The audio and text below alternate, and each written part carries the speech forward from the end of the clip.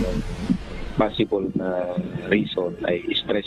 Hindi pa malinaw sa ngayon ang motibo sa nangyaring shooting incident kaninang umaga sa Narvacan Municipal Police Station sa Ilocos Sur.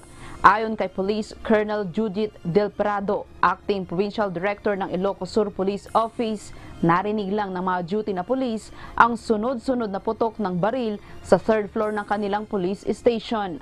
Pagdating sa pinangyarihan ng insidente, naabutan na lang ang dalawang pulis na duguan at wala ng buhay.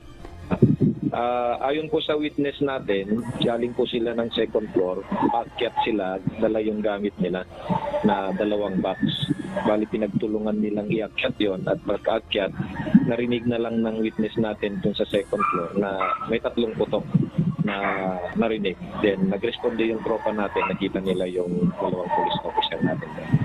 Dead on the spot ang biktima na si Police Corporal Jeric Ace Abuag, naninirahan sa Barangay San Antonio, Narvacan, Ilocos Sur, habang ang suspect na si Patrolman Joe Mendoza ay patay din.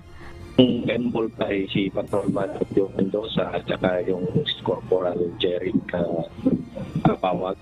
So hindi ito shooting incident na yung may palitan.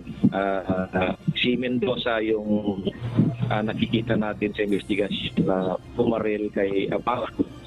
Then afterwards, binaril.